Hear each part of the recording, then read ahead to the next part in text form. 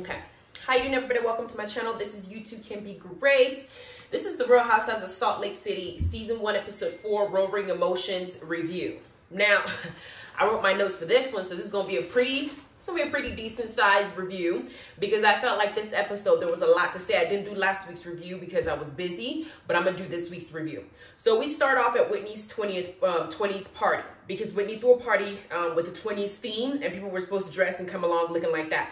Mary didn't know what they were talking about when they said 20s. Apparently, she don't remember what 20s were. Everybody else came in dressed to impress based on the theme. But Whitney goes over to Jen and gives Jen a heads up because Whitney knows that her and Mary are not necessarily in the best place. But I don't think that Whitney thought that Jen would behave the way that she behaved and showed her ass. Because Jen's walking around. And if y'all watch the show, this is how she's walking around. I don't know if she thinks she's cute. To me, Jen looks like a cut and paste version of Kim Kardashian. Like she was trying to achieve the Kardashian level beauty of what she thought was beauty. And she's so concerned with it that she's always focused on what her expression or what's going on in her face, you know, every time. So she does all these weird things. And I'm just like, girl, stop. Do you even know who you are? Or are you just trying to be somebody that you think you're supposed to be fit in with all these people here? Then she walks around. She goes over to Meredith and she says, Meredith, you know, I want to talk to you. Last episode, Jen made a huge deal about Meredith going over to Mary's church. What Jen don't seem to understand is Meredith don't give a fuck because Meredith has a life to lead. She's out here. We don't know if she's cheating on her husband or not. We know that she won't show her husband her phone. We know that she's trying to date him, possibly other people, to fix her relationship, but it ain't working out right now. We know that she has other things in her life that she's dealing with, that she's putting on a facade to try and act like she's cool. Being on camera right now, putting her entire family on TV. She don't give a damn about how you feel about Mary telling you smell like hospital child. She may have been telling you that you just stink in general, but she just called it hospital to try and be nice to you, and now you want to sit up there and make Meredith part of this drama that you didn't create it in your head. When we saw a few episodes ago, Mary apologized to you and you accepted it. What is your problem? Besides the fact that Jen is a narcissist and she wants the attention to be on her in every situation, she makes it about her. I'm gonna talk about that again. I feel like Jen has an inferiority complex. Anybody who goes into a circumstance and feels the need to make it about them consistently and not be able to empathize with others or pick at things and maximize it when it's not that serious, that you can't think about somebody else. Yes, you're an emotional person, but you got some other issues that you're bothered with. You're trying to get everybody to be on your same boat of crazy as you are. Because Meredith is sitting next to her, and of course, Jen pitches her this BS reason as to why she a loyalty. I need loyalty. Why would you want to be Mary's friend? You're supposed to support me. They only know each other for a year. Is 1 year enough for you to claim friendship with somebody as if y'all had time in? Somebody answer that for me, because I personally don't think that a year is enough for me to claim you to the extent that I would claim somebody that I have been friends with for over a decade. I have friends that I've known for a short time. I'm not disloyal to them. I care for them. I give them the same friendship that they give to me, but I've also had friends that I've had for over a decade. And there's some leeways that I would give the friends that I've had for over a decade because they've put in time. And I wouldn't give a person that's been around me for a year that same, pass. I won't do it because you have not served time and you haven't been there through any trials and tribulations in my life. We just met all of yesterday. So I'm not going to sit up here and try to have you sit up there and tell me what I can and cannot do and who I can and cannot be friends with after you've been in my life for 1 year. Hell, you can just go and I can replace you with somebody else after only 1 year. Are you crazy? Then Meredith is trying desperately not to tell Jen to fuck off because she don't want to have to tell Jen, listen, when you came in my house, you had your vagina up in my kid's face. And Chloe said he don't want to see your puss anymore. And he don't want you around this house. And he thinks that your behavior is deplorable. I also feel like there's a lot of things that Chloe knows about Jen the entire year that Jen's been around Meredith that he knows that he's not saying. It's not just about the vagina thing. There's something else that her character has exuded for Chloe to say, this is not the type of person I want around my mama. And if I say that she can't come into this house, she can't come to this house. And he don't want to tell Jen that. But I guarantee you in the reunion, Jen is going to see that. And she's going to have to explain herself. Now, Meredith in her confessional says this woman is unhinged. Am I supposed to treat Mary like shit? Jen is like, no. when somebody says that, you know they lying. Of course she wants you to treat Mary like shit. She wants to gang up on Mary, and she wants to bully Mary into apologizing again for something she already apologized for and obviously don't give a damn about. That's what it is. Meredith basically in a nice, nasty way tells Jen, I'm not doing this. I'm not going to argue with you. I thought that Meredith was going to be somebody that's going to like kind of flow with whatever the wind blows, because when Lisa misbehaved, she was defending Lisa. I think in this episode, I realized that her and Lisa have a long-standing friendship, and so that's why she defended her. You know, their families are much more intertwined with each other, as opposed to with Jen, where she's really to speak her mind. You cannot tell me who to be friends with, and I'm not going to sit up here like a little girl when I'm in high school and engage in this little petty-ass argument. This ain't got nothing to do with me. I don't care if you're crying tears of blood. Bye, bitch. And then Lisa goes over there, and Lisa tries to kind of smooth the whole thing. And Meredith decides to bring up the fact that she threw, Jen decides to bring up the fact that she threw Meredith a birthday party. Child, that wasn't no damn birthday party for Meredith. You had a whole poster for your ass outside so people can see the face that you've been working on this whole time, to see which surgeries you done put up to say that your face is supposed to be flawless, right? Your little cut and paste face.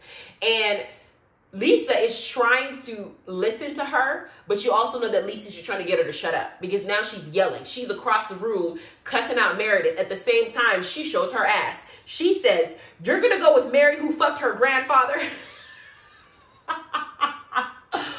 The gloves are off.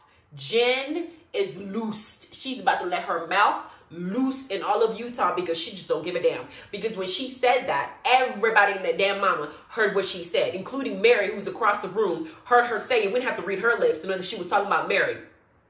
Jen did that because she wasn't getting the reaction she wanted from Meredith. Meredith, when somebody looks at you and says, I don't want to talk about this, it's not the time and place, I don't have time for this, is another way of them telling you what you're saying to me don't mean shit. You're not going to tell me what to do now or ever, and I don't want to sit here and entertain this conversation. You're dust to me, and your opinions are Switzerland. Fuck off, bitch, I'm going. That's basically what Meredith told her. And so she's now having to deflect her anger, and to do that, she wants to put the attention on somebody else. And the only thing she can think of at that time is to mention Mary screwing her grandfather. And of course, Lisa's looking at her like, girl, you shouldn't have said that. That is so disrespectful. And she didn't stop there. She called Mary a grandfather motherfucker, which is wrong. I don't think she should have said that. It would have been better if she said a step grandfather fucker. Remove the mother. But Mary's, of course, now feeling some type of way, because I think in Mary's mind, she feels like she already apologized, but Jen just want to make shit about herself. And when she still wasn't getting as much attention as she wanted, now that everybody's crowding the table, she continues the drama in somebody else's party, goes outside and starts screaming, I want to get the fuck out of here. I want to get the fuck out of here. Come pick me up now. Oh, loyalty. Just doing the most, because she just wants more from people who are now looking at her for what she is. You do this shit all the time. You cry wolf all the time. We're just over it. We don't know when it's serious and when it's not no more, because you do this shit all the time. Then the party ends. And actually, I wanted to touch on what Heather said. When after Jen made that comment about grandfather motherfucker, Heather is my spirit animal. Heather in the confessional said, I fucked the grandpa, so what? I love her. Why? Not because I think that she's, she's better than all the other girls, whatever the case is. I just like her energy. Her and Whitney's are very authentic. And even Mary's little stepfather fucking ass. She's very authentic. Or step-grandfather. She's very authentic because this is who they are. They're going to tell you who they are regardless of how you feel. And they're going to be honest. So I feel like I'm getting real. And Heather was honest. I fucked the grandfather, grandpa, so what? I wouldn't fuck my step-grandfather, but I did fuck a grandfather. The thing is, Heather is trying to tell us, we know why Mary ended up with that man. He's old, he's been around the block and knows how to use his cock child. And when she's over there and she's about to orgasm while she's speaking in tongues, she's dedicating every orgasm to her grandfather, her grandmother, may she rest in peace. And Heather's not about to make this issue an issue, because Mary has made her choice. She has a 17-year-old with that man. What's done is done. She has been fucking that man for 17 years, child. Is it news? No. So why would you say that? You're saying that because you're trying to hurt somebody else. Hurt people, Jen, and your ass is showing. You're showing your ass. Now, we get to the next scene. Now everybody's talking about the after party aftermath, right? Meredith is talking to her son about what happened, or her son about what happened. And you can tell by looking at his face that he's just like, oh, I hate this fucking bitch. Mom, why you around this hoe? I don't like her. I don't trust her. And I have a reason not to trust her. and she keeps making you look stupid because she keep bringing her around trying to make good and be nice to her. She's a bitch. I don't like her. That's basically what he was looking like.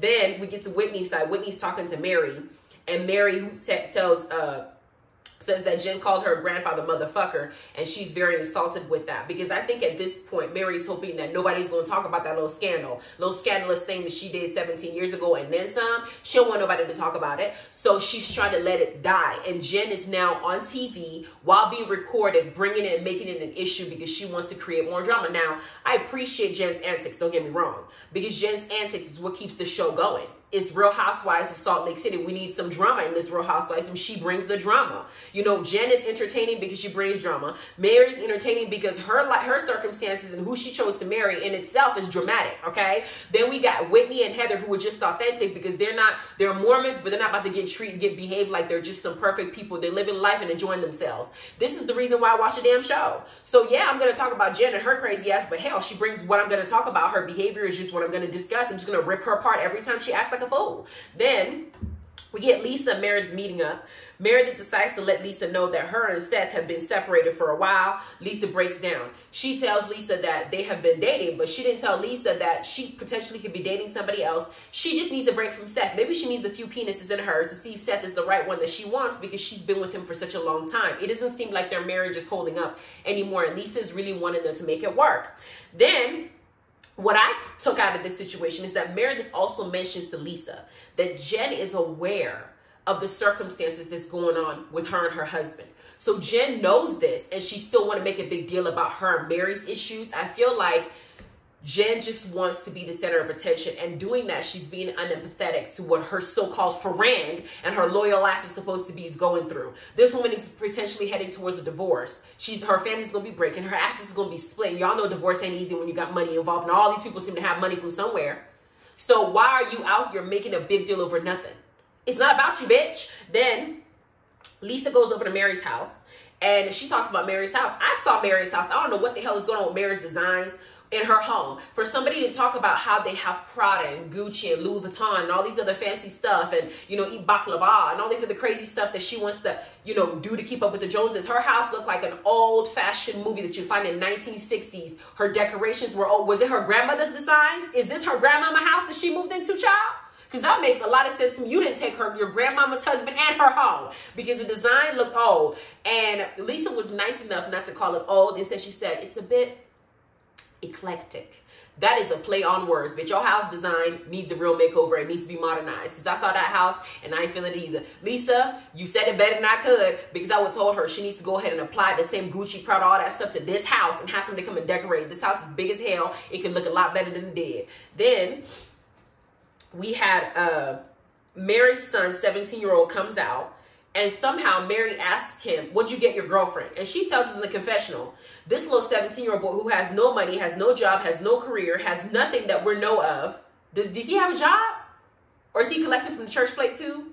I'm curious. How does this boy who's 17 have enough money to buy his girlfriend a chinchilla, a dog, and a Prada purse? What kind of allowance is he getting? He's a high school student. Child, I don't know what this generation of kids are coming into, but ain't no way that my son, that's 17 years old, is about to buy his girlfriend, which we know is going to be a pastor by. Ain't no way you're going to marry that girl. You finna get her a Prada bag and a chinchilla and a damn dog. The fuck? Anyway, all I thought in my head was, where's he getting the money? Is he fucking somebody's grandma? That's all that's what played in my head. Like, mother likes, I mean, hell. Is that what that is? Am I thinking that he might have a sugar mama? Because I don't get it. I don't see, unless there was some point in the show where they mentioned that he's an entrepreneur of some sort. I don't know, because I don't remember them saying that. So I don't know where he has the money for this shit. And even if they're giving him an allowance, how much allowance are you going to give a 17-year-old who's buying their girlfriend a Prada? The fuck? Stop. Save that money for your college education. The hell? Now, Mary then says that she's having a luncheon to have a formal conversation.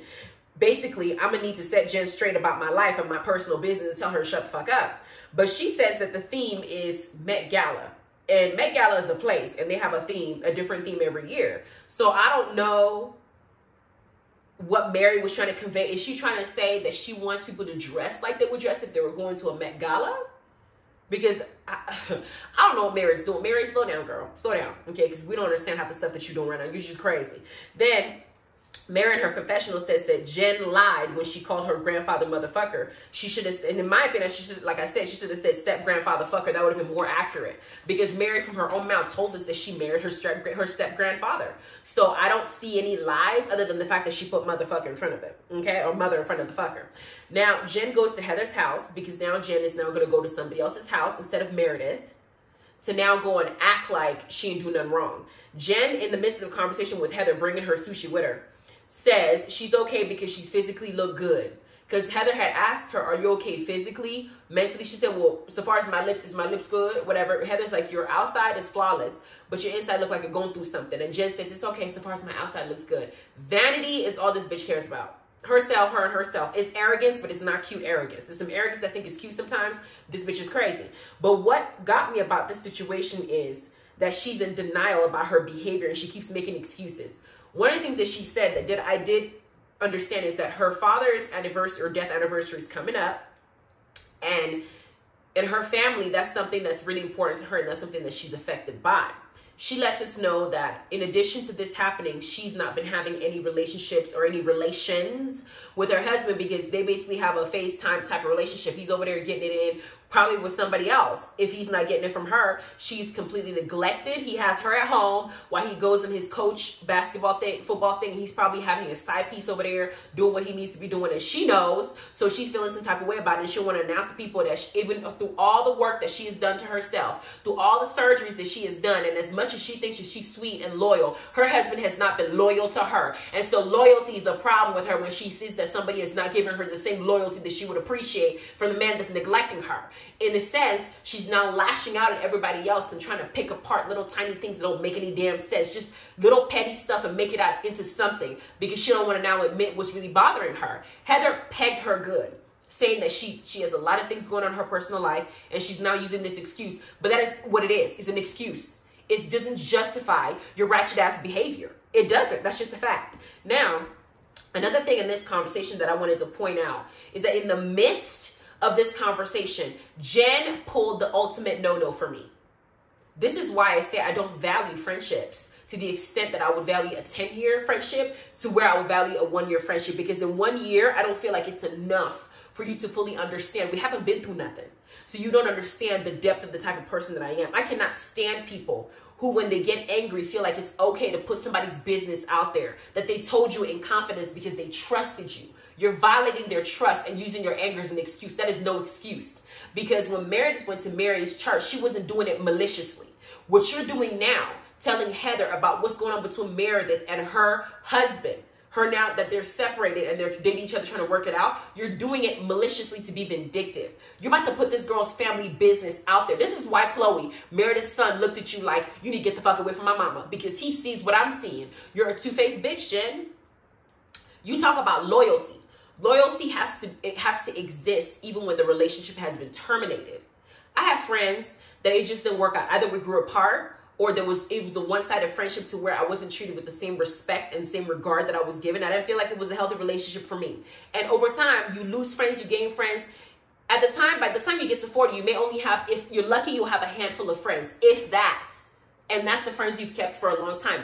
Some friendships die out over time. What I don't expect is people that I have cared for and loved and given the best that I can, not perfectly, but as much as I could, to now take the things I told them in confidence and put it out to the world and make it a public conversation. What kind of person does that in their spirit? What do you gain from that besides being a wicked in your soul? There are people in my life that have done that to me. I've kept them at arm's length. The one person I think that recently did that to me was my husband's sister. She interfered in my relationship with my husband, trying to break us up because she wasn't happy about something that he did. And she wasn't happy because her relationship was breaking apart. She didn't know anything about what happened between me and my husband now. She didn't know that we had separated for a number of months because we wanted to figure out if we belong together, if we're happy together. We had to take that break. And a break was quite some time, and it was a hell moment for he and I. I went out dating, he went out dating. She didn't know nothing about the timeline, but she felt confident enough to come to me and tell me that my husband, her brother, is cheating on me in a time when she felt like they were fighting. What purpose what does that do for you? You want to see your brother upset or hurting or angry, so you want to now hurt him by interfering in our relationship because you're unhappy about whatever's going on in your life. This is why I told my husband, I'm a just be cordial with this hoe. I don't want to have anything to do with somebody who would treat me in that way. And I have nothing nice to say about somebody like that. So I just keep you at arm's length. You haven't known me long enough, clearly, to do something like that, because there are things that I know about her in our personal life, but I don't feel the need to let people know that because it's none of my business. Even now that I don't like her, I just don't feel like doing that. That does not, you know, karma is a bitch, and words are very powerful. I said this in my review. If y'all haven't seen it of Real Housewives of Potomac, words are very powerful. Ignoring people's words and undermining it because you think it's not that serious. It is very serious. People use words to put curses on people and curse them out. So you can't just be putting things out there because you're mad. And Jen, what she did is going to come back to haunt her, because Meredith is going to see this scene. And I guarantee you somebody's going to go back to Meredith and tell her that Jen was spreading her business. And during the reunion, Jen is going to have to answer for her actions. And I don't know what she might have to look back into this situation and see how she's been behaving. It's just wrong. Then Mary's luncheon gets there. And the funniest thing that I saw with Mary looks at, it was the most ironic situation. Mary's black. Okay? She's black. She's off black, you know, because she's trying to keep it with the Joneses. And she looks at these two white folks in the luncheon room, and she goes, "Can y'all read? Do you see that these signs are upside down?" The irony of it is they're white and she's black, and she's asking them, "Can you read?" You know, y'all know about slavery and them not letting black folks read. So I just found it so funny that scene happened. Mary is just like, "Can you read?" But they did have the sentence upside down, child. She did deserve to ask that. Like, why would you have name signs upside down? Are they supposed to come and read their names upside down or backwards or right side? Like, girl, she had a right to say something like that, but it's just the way she said it that had me rolling. Then Heather and Whitney are driving to the so-called Met Gala theme, and now Heather tells Whitney about Meredith's personal business because it's the information that Jen had told her. Whitney in her confessional says that she has had many conversations with Meredith and asked, "How are you and Seth doing?" And Meredith says, "We're doing great, we're doing fine." Clearly, Meredith does not want a lot of people or certain people to know what's going on in her personal life. She only told a selected few people that she thought she trusted. Lisa, Jen, and Jen just stabbed her ass in the back over some bullshit. Okay? And Jen is gonna get mad, and she gonna get that one back. Mary's luncheon begins, and she had a red carpet out at noon in Salt Lake City with some people dressed up as toy soldiers, looking like in mid-bra. Girl, the way that she's wasting money, because she also paid $8,000 a pound of food. Girl, you're doing too much unnecessarily. And you didn't tell me where you get on. I still want to know. Does somebody know where Mary's getting all that money from aside from the church? Please tell me, because I'm watching this just frivolous things. It's frivolous. We in COVID, girl. Anyway, Jen shows up wearing several animals on her body, and I'm thinking, how many? Is that a skunk? How many died for you to get that fur around your body? But she comes out, and her entrance is a little bit dismissive of the person who invited her, Mary. She kind of just looked like she's here to show out, but she's not really acknowledging the person who took the time to invite her in the first place, which is just disrespectful and rude. If you were going to come act like that, stay your ass at home. Then Mary decides to say a prayer, and as she's saying a prayer, she does the sobbing thing. "Lord, I just get very emotional, and I just feel like you need to bless this luncheon. Oh, in Jesus' name, you know, just take care of us, and you just be there." Shut up. Dramatic.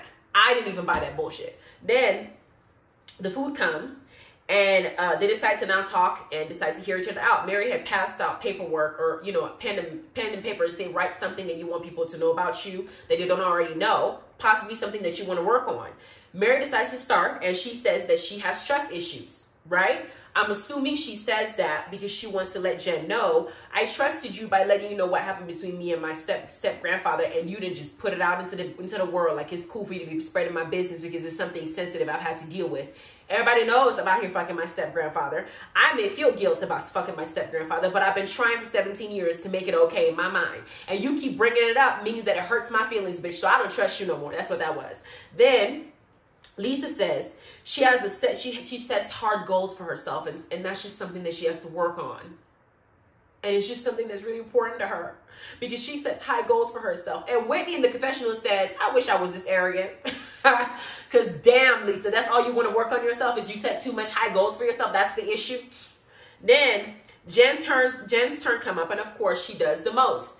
She starts telling us about her history as a Tongan woman, saying that she's the firstborn out of 6 kids, and as a firstborn, she has a lot of responsibility on her shoulder, which happens in my culture too. The only difference is that responsibility doesn't give us a right to go and disrespect people or behave the way that you have behaved. She uses that as an excuse to get empathy from people. Then she throws in that that's why loyalty is really important to me, and that's why it hurts when people are not loyal to me, because I was taught by my father that loyalty is very important, and so da-da-da-da-da. That ain't got nothing to do with shit, girl. Just admit that you drank too much. You wanted it to be about you. And then you hurt Meredith in the process. And now you're embarrassed. And now you want to use that as an excuse to get sympathy and then apologize on top of it. That was bullshit. That's what it was. But she apologized to Meredith. And Meredith is looking at her like, you know, words are very powerful. What she said? She said, words can be just as deadly as a weapon. Because she doesn't want to give Jen a pass that Jen is trying to give herself. And Jen decides to now mull over that situation and act like it's still not a problem. And Mary's in the corner still waiting for her damn apology. Like, I'm like, damn. Jen is going to be it's by far, I think, so far the most annoying of the show. It's episode 4. We still got a lot to go, a long way to go. My thing is, I want to wait till the first reunion because the reunion really lets these women know how bad things are because they get to see the confessionals and what all the other ladies are saying about them. They get to internalize and then come to the reunion and all hell breaks loose. And I feel like Jen is going to get it all from every single person on that tape and that little gathering because they're going to see Jen for how we see her. Every time she does something wrong, there's some sympathy, petty stories she wants to tell us first about her behavior, then wants to throw an apology on top of it. Bitch, just say you're wrong. You're wrong. Please like, subscribe, ring the notification bell. Let me know what you think about this episode. I'm so sorry I got you to the review too late. It's just, I was really busy and I hope you can forgive me. Go ahead and check out my books, Unleashed by Adiya Bat-Tziyon on Amazon. It's out. It's my first nonfiction. It's the truth. I didn't have enough money to have a professional edit it, but it's still good enough to where it articulates the point that I'm trying to make, and it really has a lot of information for you guys to learn. Now, if you just want to sit up there and just have fun and read some nice, romantic, sexy, juicy drama plot story, kind of like even more juicier than these Real Housewives story, then check out my book, Just Add Pepper by A.S. Blaine, Part 1, and then Part 2 of that is Sage by A.S. Blaine. I'm working on the 3rd because it's a trilogy. So far, you will not disappoint. Y'all will enjoy it. Let me know what y'all think. You guys have a wonderful day.